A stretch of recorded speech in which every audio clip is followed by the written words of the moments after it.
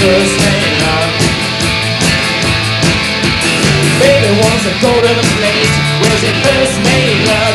When taking on down to the liquor store, after everything that came before. What else can I do? Daddy's girl.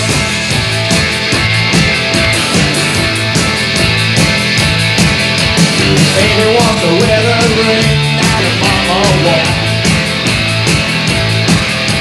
Baby wants to wear the ring that her mama wore. We're taking on over this God-forsaken world. On your pretty neck with pearl. What else can I do? Daddy's girl, yeah, what else can I do?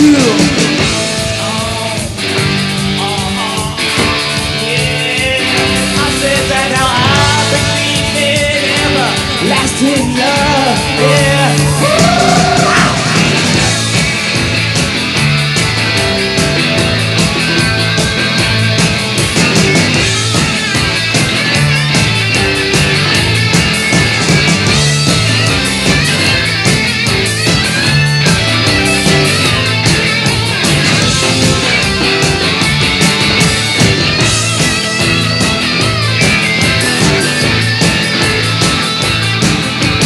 Baby wants the kind of man that married Ma. My baby wants the kind of man that married Ma. Well, baby, don't you know I'm gonna take you where you've never been before. What else can I do? Daddy's girl, yeah.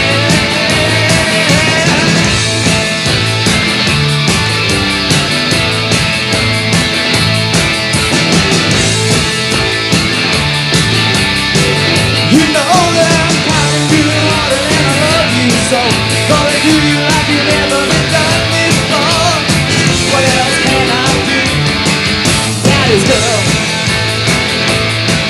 Daddy's girl. Daddy's girl. Yeah. Daddy's girl.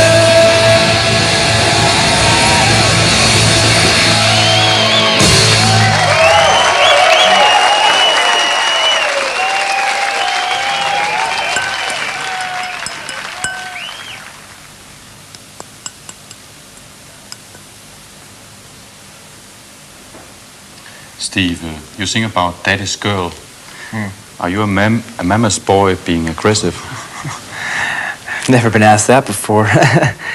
No, I think Daddy's girl is mostly fiction. I think it's one of those songs that just came out of nowhere. I don't think it has anything to do with anything that happened in my life. If it did, I'd be pretty worried. How can you sing it then? I think most writing involves just putting yourself in some situation and losing yourself for a few minutes, kind of like an epileptic seizure where you just kind of, you know, go into another world and come back from it. That's all it is. It's just, that one's the story. There's other songs we do that are a lot more things I can tell you how they relate to my life. Daddy's Girl is stolen a little bit from fiction. It's not truth in any way. It's truth somewhere in here, and it's truth in someone else's life, and maybe a little bit somewhere in my life, but not that directly. If it was, I'd be worried. In this book, the Dream Syndicate are being associated with something called the Paisley Underground. Could you tell me what that was? Well, it's a weird name for, I guess it's one that stuck, but what it is it was a lot of people who formed bands in Los Angeles around 1981, 1982, that the main similarity was, one, they were formed by people who loved music, who were fans, and formed out of garages, and formed out of being fans as opposed to being professional musicians. Also, people who liked guitars and had a good feeling for the 60s music when it was more, you know, open-ended and more, you know, more from the heart.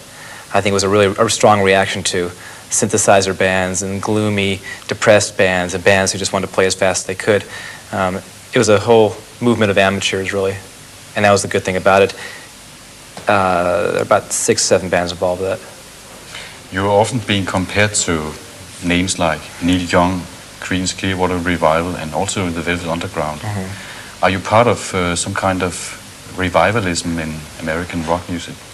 I don't think so. There is some sense of revivalism. There's a lot of bands over there that will do certain types of music exactly, wear the same clothes, say the same phrases, eat the same food.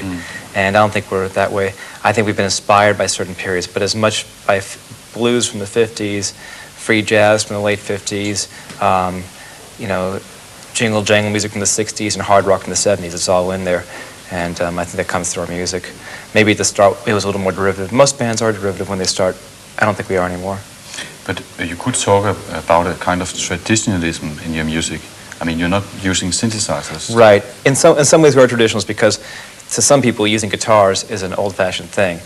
I don't think it'll ever go away. There have been people who say guitars are going to go away. They're history. They're old-fashioned. People use keyboards for everything. Well, I don't think that's going to happen because no matter what you do to a keyboard, you can't get the emotion, you can't get the gut feeling and the rawness that you can from a guitar. It just never has happened and never will. How come? Because what's wrong with these instruments? Because if you and I sit here and press a keyboard down, press a key, we're going to get the same sound as each other if it's programmed the same way. But if I pick up a guitar and play a note right here, and you play the same note, they're going to sound worlds apart. And Jimi Hendrix was alive right now and played the same note, it would sound like a whole different thing. Every time anybody picks up a guitar, it becomes their own voice. And that's why guitar will never be replaced. So it comes from somewhere deeper within? Yeah.